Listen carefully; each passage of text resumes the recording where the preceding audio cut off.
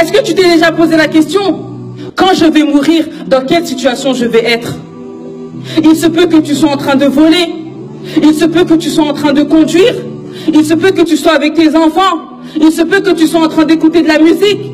Il se peut que tu sois en train de commettre l'un des pires péchés. Comme il se peut que tu sois en état de prière, en état de jeûne ou en train de te repentir.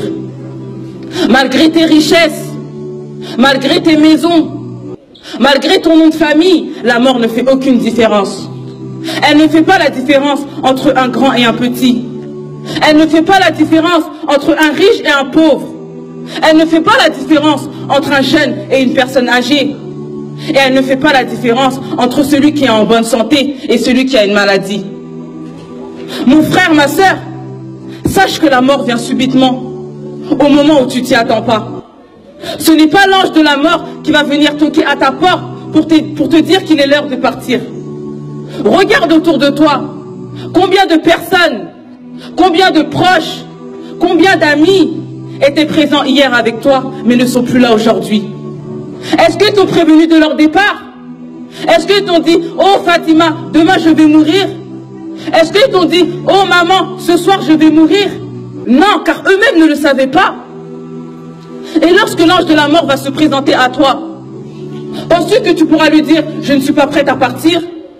Ou je ne suis pas prêt à partir? Laisse-moi 2 minutes pour prier. Laisse-moi 2 minutes pour me repentir. Ou laisse-moi dire au revoir à ma famille. Qu'Allah.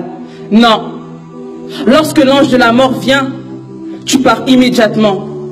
Et wallahi, comme tu as été créé, c'est comme ça que tu vas repartir.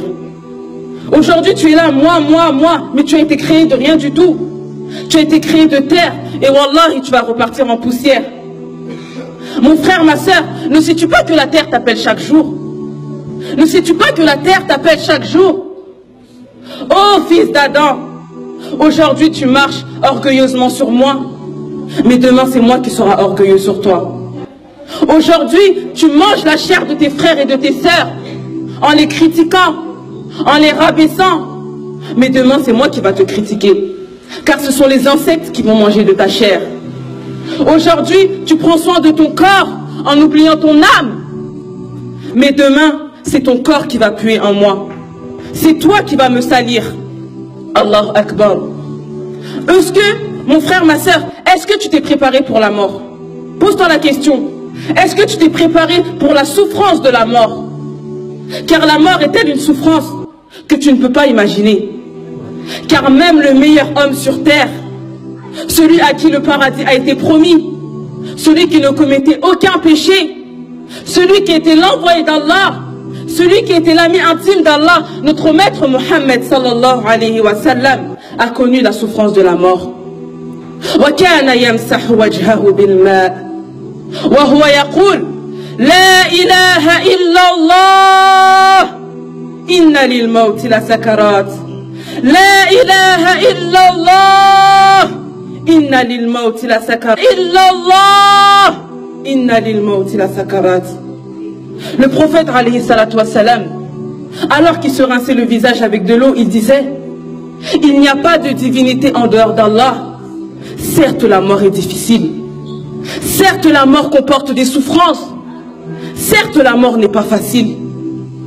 Alors que lui, c'est le prophète d'Allah. C'est Allah qui l'a choisi. Mais il a souffert au moment de sa mort. Qu'en est-il de nous aujourd'hui? Nous qui commettons des péchés.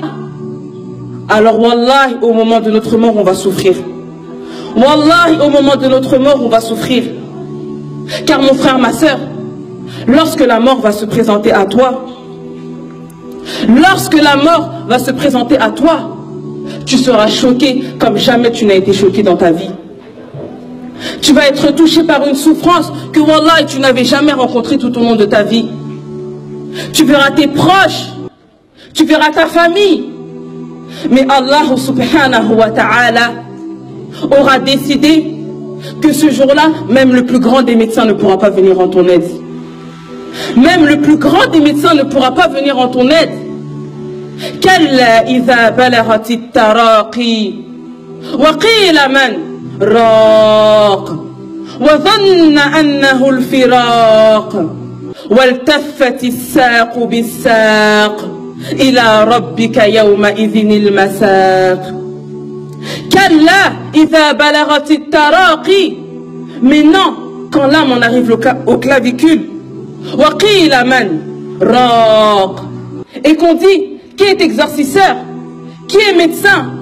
Où sont les médecins aujourd'hui pour guérir cette personne? وَظَنَّ أَنَّهُ الْفِرَاقِ. Et que l'agonisant est convaincu que c'est la séparation, que c'est la mort. وَالْتَفَّتِ السَّاقُ بِالسَّاقِ. Et que la jambe s'enlace dans la jambe. C'est-à-dire que ce sont les difficultés de tes derniers instants sur terre qui vont se mélanger aux difficultés de tes premiers jours dans l'au-delà. Car ce jour-là,